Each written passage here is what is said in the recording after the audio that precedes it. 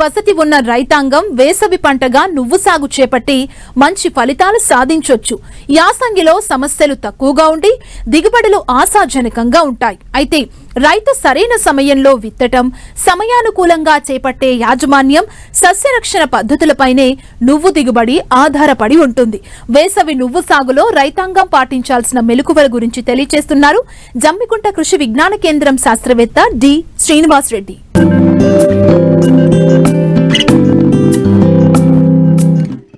నూనె గింజల సాగు వల్ల రైతులకు మంచి ఆదాయం వస్తుంది. అందులో నువ్వుల నూనెకు ఎక్కువ డిమాండ్ ఉంటుంది. అందుకే తెలుగు రాష్ట్రాల్లో రైతులు నువ్వుల పంటను అధికంగా సాగు చేస్తుంటారు. నువ్వుల పంట కాలం 90 రోజులు మాత్రమే. ఫిబ్రవరి వరకు విత్తుకునేందుకు అనుకూల సమయం. అతి తక్కువ సమయంలో తక్కువ వనరులతో నికర లాభాన్ని ఆర్జించేందుకు నువ్వుల పంట ఉపకరిస్తుంది. ఖరీఫ్ లో వర్షాధారంగా పండించిన దానికంటే వేసవిలో ఆరుతడి పంటగా వేసినప్పుడు చీడపీడల బెడద తక్కువగా ఉంటుంది. ప్రస్తుతం యాసంగిలో చాలా మంది రైతులు నువ్వుల సాగు చేపట్టారు. కొంతమంది వేసేందుకు సిద్ధమవుతున్నారు. అయితే సాగు మొదటి దశలో వేరుకుళ్ళు, కాండంకుళ్ళు లాంటి తెగుళ్ల వ్యాప్తి అధికంగా ఉంటుంది. వీటిని రైతులు గుర్తించి సమయానుకూలంగా సమగ్ర సస్యరక్షణ చేపడితే అధిక దిగుబడులు పొందవచ్చని సూచిస్తున్నారు కరీంనగర్ జిల్లా జమ్మికుంట కృషి విజ్ఞాన కేంద్రం శాస్త్రవేత్త డి శ్రీనివాసరెడ్డి. మనకు తెలంగాణలో కానీ ఆంధ్రప్రదేశ్లో కానీ మనకు జనవరి మాసం నుంచి దాదాపుగా ఫిబ్రవరి 2వ వారం వరకు కూడా ఆరుతడి పంటల్లో వేసుకోవాల్సిన పంట దాదాపుగా చూసినట్లయితే నూనె గింజల్లో నువ్వులు. ఈ నువ్వులలో కనుక మనం చూసినట్లయితే దాదాపుగా ఎకరానికి మనకు 2 కిలోల విత్తనం సరిపోతుంది. ఆ 2 కిలోల విత్తనాన్ని తీసుకొని మనము దాన్ని కనుక విత్తన శుద్ధి కనుక చేసుకున్నట్లయితే కొన్ని చీడపీడలు కూడా రాకుండా కాపాడుకోవచ్చు.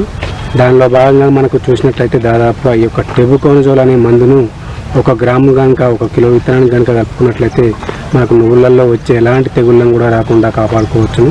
అదేవిధంగా దీంతో పాటుగా కూడా మనకు రసం పీల్చే పురుగులైనటువంటి పచ్చదోమ కానీ తెల్లదోమ కానీ ఇవన్నీ కూడా రాకుండా ఉండాలంటే మనకు దాదాపుగా చూసినట్లయితే మార్కెట్లో లభ్యమయ్యే ఇండాక్లోప్రిడ్ అనే మందును కూడా మనం 5 ml కనుక 1 కేజీ విత్తనానికి కనుక కలుపుకొని విత్తన శుద్ధి చేసుకొని నీడలో ఆరబెట్టుకొని మనం తర్వాత తెల్లారి కనుక విత్తుకున్నట్లయితే దాదాపుగా ఎలాంటి రసం పీల్చే పురుగులను కూడా మనం 1 నెల రోజుల వరకు కూడా రాకుండా కాపాడుకోవచ్చు. అదేవిధంగా మనం కనుక చూసినట్లయితే నువ్వులు వేసుకున్న తర్వాత మనకు 48 గంటల లోపు కనుక చూసినట్లయితే దాదాపుగా ఎలాంటి కలుపు రాకుండా చూసుకోవడానికి పెండిమిథలిన్ అనే మందును 1.3 నుంచి 1.5 లీటర్ల వరకు కనుక 1 ఎకరానికి కనుక నీటి తడిని ఇచ్చుకొని మనం స్ప్రే చేసుకున్నట్లయితే దాదాపుగా ఎలాంటి కలుపును కూడా మనం రాకుండా మనం సమర్థవంతంగా నివారణ చేసుకోవడానికి అవకాశం ఉంది.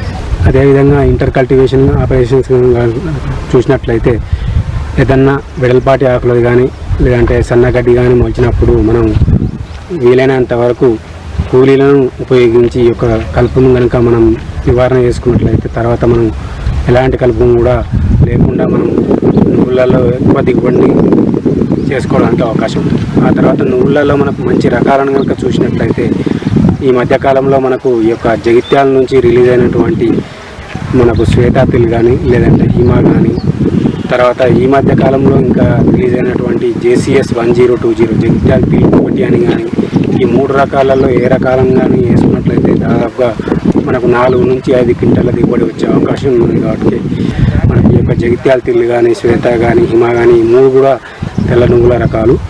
ఆ తర్వాత కనుక మనం చూసినట్లయితే దాదాపు వీటిలో వచ్చే చీడపీడలను కనుక గమనించినట్లయితే మనకు నువ్వులలో వచ్చేటివి మొదటి దశలో దాదాపుగా చూసినట్లయితే ఒకవేళ వేరుకుళ్ళు కానీ లేదంటే కాండంకుళ్ళు కానీ లేదంటే పిల్లోడి కానీ ఇలాంటి తెగుళ్ళను కూడా మనం గమనించవచ్చును. అదేవిధంగా కనుక వేరుకుళ్ళను కనుక గమనించినట్లయితే వేరుకుళ్ళను రాకుండా మనం వీలైనంత వరకు మార్కెట్లో లభ్యమయ్యే కార్బనిజంను అయితే 1 గ్రాము కానీ లేదంటే సాఫ్ కానీ స్ప్రింట్ కానీ కార్బనిజం మ్యాంకోజెబ్ కలిసిన మందులు కనుక చూసినట్లయితే వీటిని 2 గ్రాముల లీటర్ నీటికి కనుక కలిపి పిచికారీ చేసుకున్నట్లయితే వేరుకుళ్ళను కానీ లేదంటే కాండంకుళ్ళను కానీ మనం రాకుండా నివారణ చేసుకోవచ్చు. అదేవిధంగా ఫిల్లోడ్ని కనుక చూసినట్లయితే దాదాపు పూత దశకు వచ్చినప్పుడు మనకు పచ్చదోమ కానీ తెల్లదోమ కానీ వీటి వల్ల ఫిల్లోడి అనే డిసీజ్ కూడా రావడం జరుగుతుంది. ఈ ఫిల్లోడి డిసీజ్ని కనుక మనం ఒకవేళ గమనించినట్లయితే నల్లిని కానీ లేదంటే పచ్చదోమను కానీ తెల్లదోమను కానీ నివారణ చేసుకోవడానికి మనకు మార్కెట్లో లభ్యమయ్యే స్పైరోమెస్ఫిన్ ఒబెరాన్ అనే మందును కనుక 1 ml లీటర్ నీటికి కనుక కలిపి పిచికారీ చేసుకున్నట్లయితే ఫిల్లోడి అనే తెగుళ్ళను కూడా మనం రాకుండా సమర్థవంతంగా నివారణ చేసుకోవచ్చు.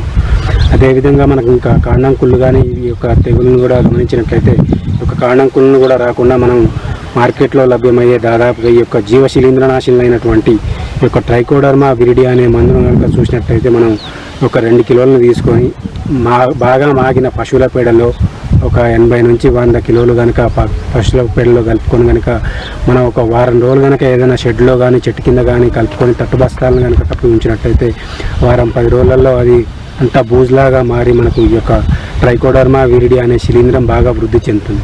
దీన్ని కనుక మనం ఒక ఎకరానికి కనుక మంచిగా నీటి తల్లు ఇచ్చుకున్నాక చల్లుకున్నట్లయితే దాదాపుగా ఈ యొక్క కాండంకుళ్ళు తెగులు కానీ లేదంటే వేరుకుళ్ళు తెగులు కానీ రాకుండా మనం సమర్థవంతంగా నివారణ చేసుకోవచ్చు. అదేవిధంగా కనుక ఇంకా పురులం కనుక రసం పీల్చే పురులం కనుక ఒకవేళ గమనించినట్లయితే ఈ యొక్క పచ్చదోమ కానీ తెల్లదోమ కానీ గమనించినట్లయితే వీటి యొక్క నివారణకు కూడా మనం మార్కెట్లో లభ్యమయ్యే ఈ యొక్క ఎస్ఫేట్ అనే మందునైతే 1.5 గ్రాములు లీటర్ నీటికి కనుక కలిపి పిచికారీ చేసుకున్నట్లయితే ఈ యొక్క పచ్చదోమను కానీ తెల్లదోమను కానీ మనం సమర్థవంతంగా నివారణ చేసుకోవచ్చు.